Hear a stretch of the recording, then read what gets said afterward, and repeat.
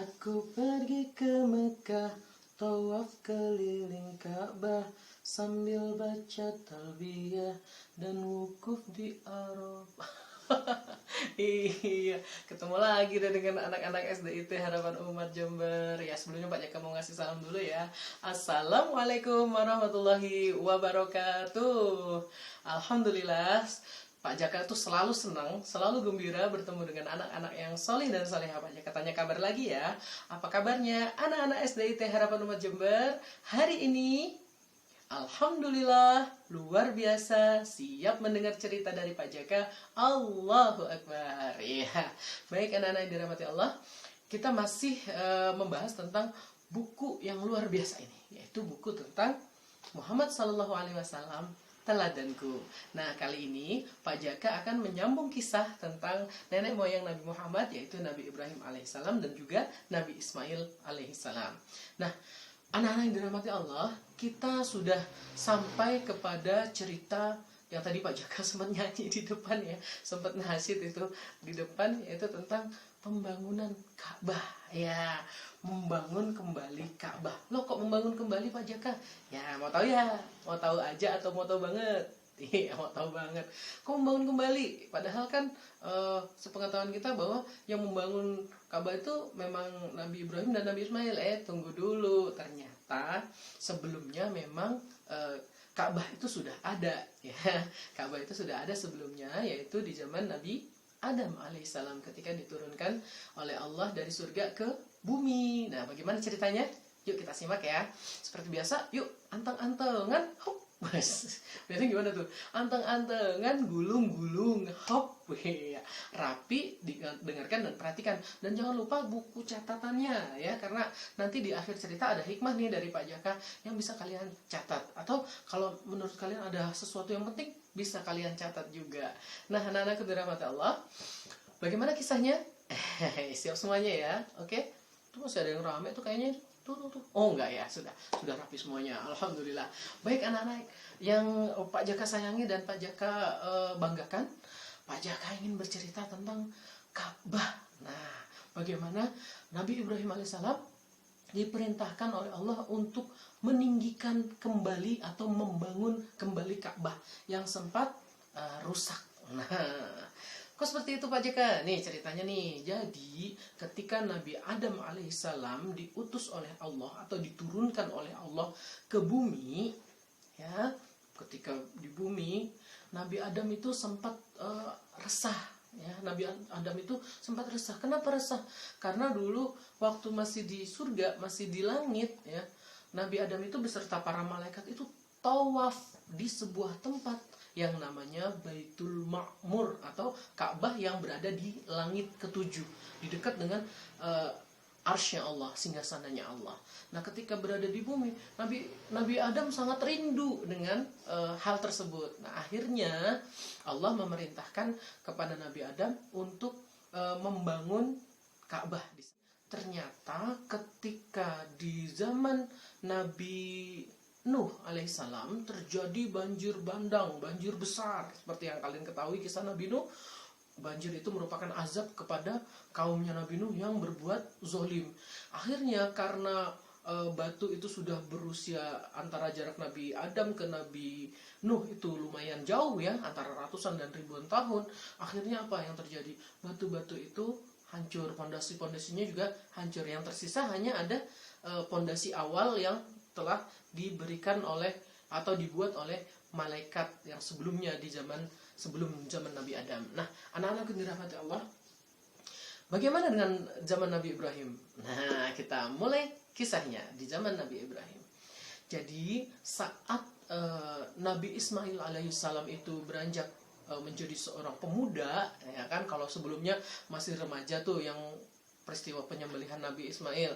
Nah, ketika beliau itu beranjak menjadi seorang pemuda yang gagah, Nabi Ibrahim diperintahkan oleh Allah untuk membangun kembali Ka'bah atau meninggikan kembali Ka'bah di fondasi yang sudah ada, di tanda yang sudah ada. Tetapi pada saat itu Nabi Ibrahim belum diberitahu di mana letak atau posisinya ya. Letak atau posisinya persis Ka'bah itu di mana belum diberitahu oleh Allah melalui malaikat. Nah, kemudian apa yang terjadi? Nabi Ibrahim setelah mengajak Nabi Ismail mengatakan, saya insya Allah siap untuk membantu ayah. Nah seperti itu ya, membantu ayah. Akhirnya apa? Nabi Ibrahim atas perintah Allah tadi diberi petunjuk oleh malaikat melalui angin, ya. Jadi diberi tanda melalui angin yang berputar-putar di daerah itu. Ternyata angin itu membersihkan lokasinya tidak jauh dari area sumur Zam-Zam, ya. Jadi seperti itu. Jadi tidak terlalu jauh dari Ka'bah itu, ya, dari sumur Zam-Zam. Nah, kemudian apa yang terjadi, anak-anak? Nabi Ibrahim dan Nabi Ismail membangun kembali Ka'bah itu dengan memahat bebatuan. Jadi ngambil batu dari mungkin dari beberapa lembah, ya, di situ, ya, termasuk di bukit-bukit yang terjal itu diambil batu-batu yang kuat. Akhirnya dipahat, diratakan. Jadi Nabi Ismail itu tugasnya meratakan, merapikan, benar-benar rapi, batunya benar-benar rapi seperti batu yang besar. Kemudian diserahkan kepada Nabi Ibrahim. Nah, Nabi Ibrahim itu ketika meletakkan batu-batuan besar tadi untuk menjadi bangunan Ka'bah, beliau itu berpijak di sebuah batu. Jadi berpijak juga di sebuah batu. Kalau semakin tinggi, batunya ditambah. Nah, dari batu tadi ternyata batunya itu membekas. Nah, tempat berdirinya Nabi Ibrahim itu membekas, ya. Jadi tempat berdirinya itu membekas, membentuk telapak kaki Nabi Ibrahim, yang insya Allah kalau kita pergi haji nanti, amin Allahumma amin, kalau pergi haji atau umroh, kita akan bertemu, kita akan melihat. Ya, itu diberi tempat khusus. Kalau sekarang, ya, diberi tempat khusus yang namanya adalah Maqam Ibrahim. Jadi makom di sini bukan kuburan, tetapi makom di sini adalah tempat berpijaknya Nabi Ibrahim ketika mendirikan Ka'bah. Nah, ada pertanyaan, Pak Jaka, kok antara makom Ibrahim atau tempat berdirinya Nabi Ibrahim membangun Ka'bah kok jauh sekali, ya, agak jauh berjarak gitu dengan Ka'bah yang sekarang? Karena Ka'bah itu melalui beberapa tahap perbaikan. Karena memang Ka'bah itu adalah batu-batu biasa gitu, ya. Memang tempat itu adalah tempat yang barokah, tetapi batu-batunya adalah batu-batu biasa yang artinya bisa dimakan usia, bisa rapuh dan lain sebagainya. Jadi menurut para ahli, ya, menurut beberapa riwayat juga disebutkan bahwa pondasi atau bangunan Ka'bah itu direnovasi sebanyak kurang lebih 13 kali, ya, sebanyak 13 kali. Jadi sering sekali dilakukan ini, tapi itu bertahap, ya, dari zaman Nabi Ibrahim terus sampai sekarang itu kurang lebih 13 kali dilakukan ini. Karena di Arab itu yang bencana yang sering terjadi itu adalah banjir. Banjir itu sangat merusak, ya, artinya sangat membuat mudah rapuh barang-barang, bahkan batu sekalipun. Nah, anakku dirahmati Allah, setelah itu Allah memerintahkan agar tempat itu yang tadi sudah jadi bangunan baru, ya, jadi bangunan baru Ka'bah versinya Nabi Ibrahim, ya, Ka'bah yang direnovasi oleh Nabi Ibrahim sudah selesai, sudah jadi. Maka Allah memerintahkan kepada Nabi Ibrahim untuk menyucikan tempat itu dan menjadikan tempat itu sebagai tempat beribadah, sebagai tempat tawaf, ruku, sujud. Nah, intinya tempat sholat juga, ya, arah sholat juga di situ. Nah, anak-anak dirahmati Allah, kemudian setelah itu Nabi Ibrahim kembali ke Palestina, tempat beliau. Nah, anak-anak yang dirahmati Allah, ternyata luar biasa sekali, ya, pembangunan Ka'bah itu. Nah, jadi Ka'bah ini, Pak Jaka ingatkan kembali, Ka'bah itu merupakan kiblat. Jadi Ka'bah itu kiblat. Kita tidak menyembah Ka'bah, tetapi itu adalah arah, ya.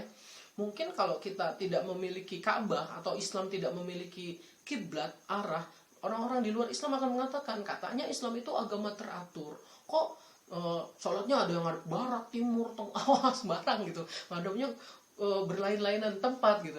Nah, maka dengan adanya Ka'bah sebagai kiblat, maka itu menjadikan agama Islam itu sebagai agama yang benar-benar teratur. Disitulah arah kita menuju ketika kita sholat. Itu adalah arah kiblat kita. Nah, mungkin itu saja anak-anakku yang dirahmati Allah.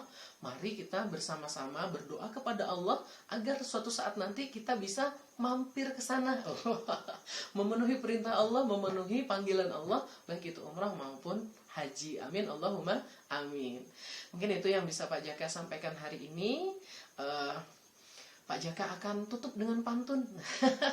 Gak bosan ya dengan pantun Pak Jaka nih. Ya, Pak Jaka akan tutup dengan pantun. Ya, hikmahnya dulu sebelum ditutup. Hikmahnya adalah Ka'bah itu merupakan tempat yang suci, merupakan tempat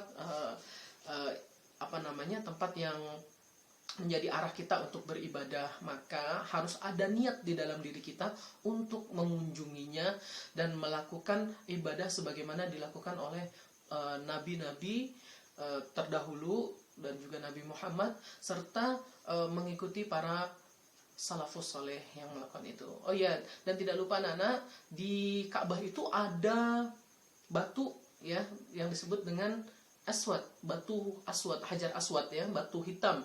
Di batu itu dulunya berwarna putih, namun karena dosa-dosa anak Adam, maka batu itu berubah menjadi hitam. Anak Adam itu maksudnya semua manusia ya.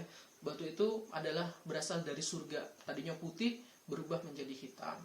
Nah, itu hikmahnya adalah mari sama-sama kita niatkan, mari kita sama-sama kokohkan, teguhkan ketaatan kita kepada Allah, termasuk berniat untuk mengunjungi Ka'bah di mana? Di kota Makkah. Oke, itu saja dari Pak Jaka. Pak Jaka tutup dengan pantun. Tahukah kalian bangunan Ka'bah? Ka'bah terbuat dari susunan batu. Ya. Sekian dulu Pak Jaka berkisah. Sampai jumpa di lain waktu. Terima kasih. Wabillahi taufiq wal hidayah. Wassalamualaikum warahmatullahi wabarakatuh. Dadah semuanya.